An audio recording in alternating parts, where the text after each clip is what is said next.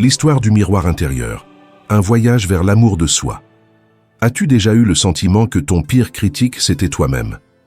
Que, peu importe tes réussites, elles ne semblent jamais suffisantes.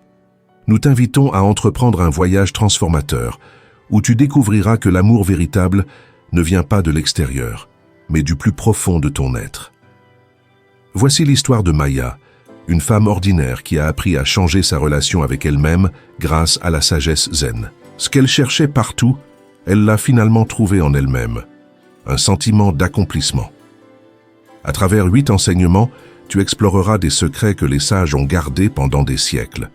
Ce n'est pas seulement une histoire à lire, c'est une invitation à vivre une transformation personnelle. Car la vérité que tu découvriras ici est quelque chose que tu dois entendre maintenant. Prépare-toi à rencontrer ton miroir intérieur et la beauté inattendue qui s'y révèle. Chapitre 1. Le reflet brisé. Chaque matin, Maya se regardait dans le miroir de sa chambre, mais la personne qu'elle voyait semblait inconnue. Elle énumérait ses défauts comme des pièces, les rides autour de ses yeux, le poids qu'elle portait, la voix qu'elle craignait de ne pas trouver assez ferme. Elle vivait dans une ville trépidante où le succès se mesurait en chiffres, abonnés, salaires et accomplissements. Même lorsqu'elle atteignait ses objectifs, une voix intérieure murmurait « Tu n'es pas assez et tu ne le seras jamais ». Fatiguée de cette lutte constante avec elle-même, un jour Maya décida de s'éloigner de tout pendant un certain temps. Elle se rendit dans un monastère à la montagne, à la recherche de réponses que les livres ne pouvaient lui apporter. Là, elle rencontra la grand-mère Koto, une nonne dont le silence transmettait plus de sagesse que 1000 mots. « Bienvenue », dit Koto avec un sourire qui semblait connaître exactement le poids que Maya portait. « Je vois que tu viens chercher quelque chose, mais d'abord, tu dois comprendre ce que tu détruis en toi. » Chapitre 2. La leçon de la rivière. Au lever du soleil, Koto emmena Maya près d'une rivière. L'eau s'écoulait sans hâte, sans se poser de questions, simplement en étant. « Observe », chuchota Koto. « La rivière ne se demande pas si elle est suffisamment profonde. Elle ne se compare pas à l'océan. Elle coule simplement, s'adaptant à ce qu'elle doit être à chaque instant. » Maya vit son reflet dans l'eau, déformé et en perpétuel changement. « Tu es comme cette rivière », continua Koto. « Chaque jour, tu es différente. À chaque instant, tu te réinventes. Mais tu regardes ton reflet en espérant qu'il soit parfaitement stable et beau. Ce n'est pas être humain, c'est être du verre, dit Koto. Maya, confuse, demanda « Alors devrais-je arrêter d'essayer de m'améliorer ?» Il ne s'agit pas d'arrêter de s'améliorer par rejet, expliqua Koto. La rivière ne lutte pas pour couler. Elle coule simplement parce que c'est sa nature. Lorsque tu acceptes d'abord ta propre essence, tes actions naissent de l'amour et non de la peur. À cet instant, Maya sentit quelque chose se briser en elle. Ce n'était pas de la douleur, mais le son d'une cage qui s'ouvre. Chapitre 3. L'acte du petit silence. Au cours des semaines suivantes, Koto enseigna à Maya la pratique du petit silence. Chaque matin, elle s'asseyait sans juger ses pensées, les observant simplement comme des nuages traversant le ciel. Quand tu t'assois avec toi-même sans essayer de tout arranger, tu commenceras à te voir réellement, lui disait Koto. C'est dans ce silence que Maya commença à entendre la voix authentique derrière le critique intérieur, un murmure doux et ancien qui disait « Je suis là, j'ai toujours été là, et je vais bien tel que je suis. » Jour après jour, cette voix devenait plus forte. L'anxiété ne disparaissait pas, mais elle cessait d'être la protagoniste de sa vie. Maya commença à remarquer ce qui auparavant passait inaperçu. Ses mains capables de tenir, ses pieds capables de marcher, son cœur battant sans qu'elle ait besoin de le demander. Une nuit, alors qu'elle méditait sous les étoiles, elle pleura. Mais ce n'étaient pas les pleurs de quelqu'un qui se déteste, c'étaient les pleurs de quelqu'un qui enfin se reconnaît et s'accepte. Chapitre 4. L'épreuve du miroir. Le mois suivant, Koto emmena Maya devant le miroir. « Regarde », ordonna-t-elle doucement. Maya vit la même chose qu'avant. Les rides, le poids, les détails qui autrefois la tourmentaient. Mais quelque chose avait changé, pas dans son reflet, mais dans la manière dont elle le regardait. « Vois-tu quelqu'un de différent ?» demanda Koto. « Je vois quelqu'un qui est laid », répondit Maya lentement. « Quelqu'un qui respire, qui essaie, qui échoue parfois. Je vois une personne qui mérite d'être là. » Koto hocha la tête. « C'est ça l'amour de soi, Ce n'est pas du narcissisme ni nier tes zones de progression. C'est l'acte révolutionnaire de ne pas t'abandonner tout en changeant, de prendre soin de toi comme une mère le ferait pour son enfant, même lorsque tu fais des erreurs. Pour la première fois, Maya sourit à son reflet sans faire semblant, et le reflet lui renvoya son sourire. Chapitre 5. La langue des mots doux. Koto passa des jours à observer Maya, écoutant la façon dont elle se parlait à elle-même. Chaque fois qu'elle commettait une petite erreur, elle entendait des pensées sévères. « Je suis si maladroite. Comment puis-je être aussi incompétente ?» Un jour, Koto interrompit la pratique de Maya. « Si ta meilleure amie faisait une erreur, lui parlerais-tu ainsi ?» demanda-t-elle. Maya secoua la tête. « Alors tu as déjà découvert ton hypocrisie, » dit Koto.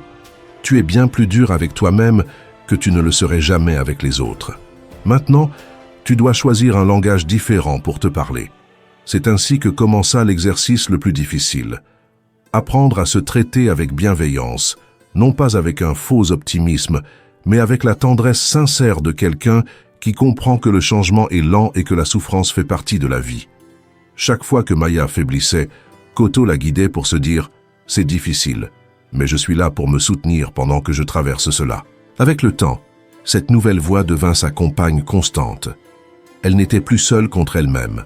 Elle était à ses côtés, s'accompagnant. Chapitre 6. Le feu de l'acceptation. Le moment arriva pour Maya d'affronter ce qui lui faisait le plus mal. Pendant la méditation, Koto lui demanda d'embrasser les parties d'elle-même qu'elle détestait le plus. « Je ne peux pas », protesta Maya. « Ça fait trop mal. »« Alors, ça fait mal », répondit Koto. « La douleur n'est pas ton ennemi. Ce qui fait mal, c'est de la rejeter. » Cette nuit-là, Maya pleura comme jamais auparavant. Elle pleura pour les années où elle s'était détestée, pour les opportunités qu'elle avait refusées, croyant ne rien mériter, pour l'enfant intérieur qui entendait constamment qu'elle n'était pas suffisante. Mais elle découvrit aussi autre chose. Sous la douleur se trouvait une force puissante, la force de s'accepter complètement, avec toutes ses cicatrices, ses peurs et ses limites. Koto observait en silence, et dans ce silence, Maya comprit que le véritable amour de soi inclut de se permettre de ressentir le chagrin, la colère et la frustration, sans les réprimer par des phrases positives, mais en les intégrant comme partie intégrante de l'histoire complète de qui l'on est. Chapitre 7. Le retour à la maison. Après 3 mois au monastère, le moment arriva de retourner à sa vie quotidienne. Au lever du soleil, Koto l'attendait à la porte. « Maintenant, tu retournes dans ton monde, » lui dit-elle. Et ce monde essaiera de te convaincre que tu n'es pas suffisante. Il tentera de te ramener dans la cage du rejet. « Que dois-je faire alors ?»